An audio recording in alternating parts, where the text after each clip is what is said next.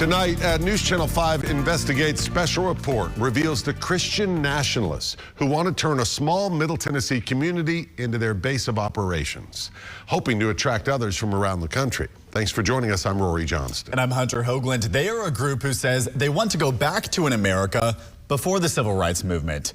Their desire is to deport legal immigrants even if they became U.S. citizens decades ago. And they want to put women back to where they think they belong. Our chief investigative reporter, Phil Williams, has been investigating this effort for 3 months. And Phil, you found that longtime residents didn't even know this was happening. That is precisely the case. This has very much been developing under the radar. In many ways, the views of some of these people are not so different from the white supremacists we've seen marching down Nashville streets in the past year, although they dress up their ideas with intellectual buzzwords and call it Christian. And they hope that about 90 minutes northeast of Nashville, tiny Jackson County will welcome their controversial ideas of what it means to be an American.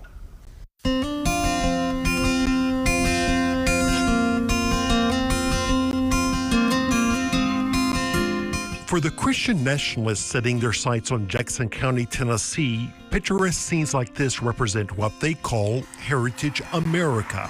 It's a notion reflected in the Norman Rockwell images they post on social media of hardworking white people, especially white men. We're building a town. We're building a community there. Leading the way are podcasters Andrew Isker, a right-wing pastor from Minnesota, and C.J. Engel, who recently moved to the area from Northern California. Like all of our heroes were way more racist than we're allowed to be today. Together, the pair host what they bill as the #1 Christian nationalist podcast in the world. God made men to rule, period. That's the world God made. If you don't like it, take it up with him. And here in the foothills of the Appalachian Mountains, Isker and Engel hope to make a new home in a place where most everybody looks like them and thinks like them. So the question is there room for like-minded Christians and patriots in Tennessee? Yes, there's an imperative for like-minded Christians to gather and fight with us. Like, we need Christian nationalism in one state. Like, that's what we need. After first announcing a project here along the Cumberland River in southern Kentucky near the small town of Burkesville, the developers behind the plan recently announced their move into Jackson County. Here along the line with Macon County, one of the developers has bought up 500 acres in these rolling Tennessee hills. It's not clear exactly what he intends to do with all this land. But just a few minutes down that same road, just across from the Jackson County High School, a separate business entity has purchased another 100 acres that they are apparently planning to develop. And they've announced that Gainesboro, the Jackson County seat, will be the focus of their efforts to resettle like-minded people from around the country. From what I can tell, they're Christian nationalists, and I wouldn't hesitate to say white Christian nationalists. Pastor Kevin Riggs has been sounding the alarm about the rise of Christian nationalism in Middle Tennessee for years, including Gabrielle Hanson's unsuccessful campaign for mayor last year in affluent Franklin, Tennessee. You said it borders on Christian Sharia law. A Christianized type of Sharia law where everybody, it doesn't matter if you're a Christian, it doesn't matter if you're an atheist, it doesn't matter if you're a Buddhist, it doesn't matter what, you're going to be forced to live by this narrow interpretation of Christian principles. Having Christian nations on American soil, yep, that's ours too. We'll take it, right? That, like, restoring American identity, right? American, like, heritage American identity, that's good. As Isker and Engel see it, the only people who have a legitimate right to a homeland here in the U.S. are those so-called heritage Americans, like the ones depicted in those Norman Rockwell images from the past. I would imagine in most of those Norman Rockwell pictures, there aren't any depictions of people who look like me. We showed Nashville pastor Chris Williamson some of Isker and Engel's own words, in which Engel says his concept of heritage America affirms the domination and preeminence of European-derived peoples, their institutions, and their way of life, although he adds that his term also includes the blacks of the Old South. According to them, if you are a descendant of slaves, you get to stay.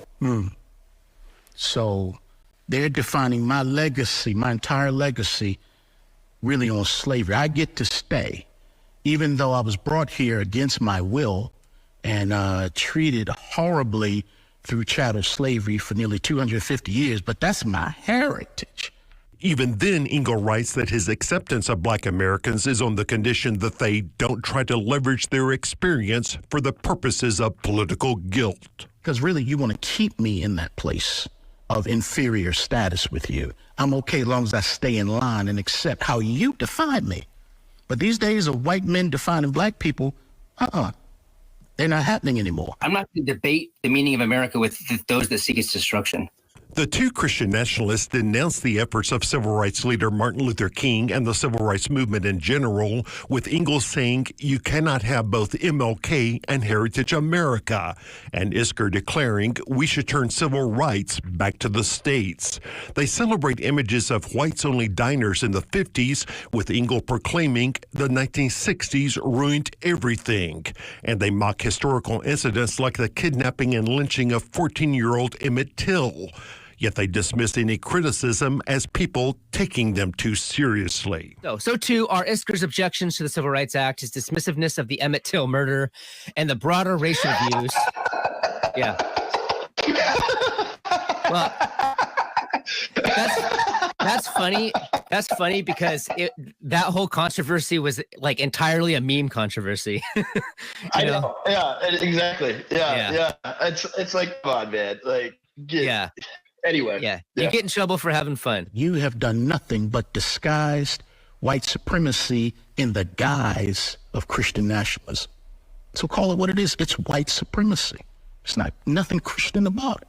Earlier this year, Engel, to mark the beginning of Black History Month, responded with his own celebration of Heritage History Month, holding up white supremacist thinker Sam Francis for praise. Among his writings, Francis suggested that if whites wanted to do so, they could dictate a solution to the racial problem tomorrow by imposing fertility controls on non-whites. It's repulsive that people would think of me and people who look like me in such degrading ways. And yet they claim to be Christian nationalists. Key word is claim. You know, part of this is coming out of fear because we're moving closer and closer to that day where the white European Christian is the minority or the new minority when you add up all the other minorities. So they're losing power and they're trying to stop that as well. In fact, their rhetoric... They do hate us. They hate white Christian men, period. End of story.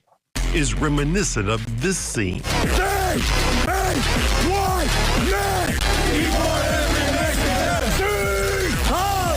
Where neo-Nazis took to the streets of Nashville earlier this year. If you strip it all down, they're saying the same thing.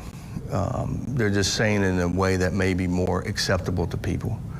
But at the end of the day, it's the same tired ideology of white supremacy. As Isker and Engel see it, this endeavor isn't just about moving to a place where the people look and think like them. They also imagine creating a political force that has an impact on communities like Gainsborough, eventually extending their reach statewide. If you have towns like ours that we're going to be building, right, where there are a lot of people that are very politically motivated and very well organized, right, you can have as much influence as one of the big cities in Tennessee. Hello and welcome to Contra Modem. It is election night. It's the big night. Welcome, everyone. And on election night, the pair hosted a nearly 9-hour podcast from Gainsborough. Oh, there he is. No, he's on. He's on. He's live. There I am. Hey. Hello. Bringing in some of the biggest names from the Christian nationalist community. This is Charles's moment. Charles, welcome to the 2024 election. With one suggesting that Donald Trump's strong showing. I mean, if he does that, then, Red Caesar, mandate from heaven, rock and roll, let's go. Might clear the way for the authoritarian Red Caesar they hope will rise. I don't want to be a gloom and doom type person. My hope is still in Christ. But what I see on a practical level scares me if this kind of thing just keeps growing and takes root in our country. As for what these Christian nationalists hope to plant here amid the beauty of rural Middle Tennessee, these pastors say what they see is not American, nor is it Christian. So when I hear people talk about Jesus and their Jesus does not invite people to the table of grace, when their Jesus excludes people, they're not preaching the gospel of Jesus. That's something else. I don't recognize that. And I don't want that kind of Jesus leading our nation. And that's not all. Among their other controversial views, they say they, quote, hate democracy. They're rooting for a Protestant dictator, and they think God made men to rule over women, that men are supposed to teach their women what to think, that it was a mistake to let women vote. And among the worst influences on America today, in their words, are college-educated white women. Wow. I know you tried to get the two of them to sit down with you, get their side on camera, but it appears they weren't interested. No, not at all. Both of them responded with defiant statements, essentially saying that Donald Trump's election shows that the media doesn't matter anymore. C.J. Ingle says his views are motivated by his understanding of American history and what he calls his love of country. We've got their full statements at News Channel 5. Let people look at them and decide for themselves. Perhaps his misunderstanding, we should say. We know you'll be watching them. Absolutely. I think there's more to come.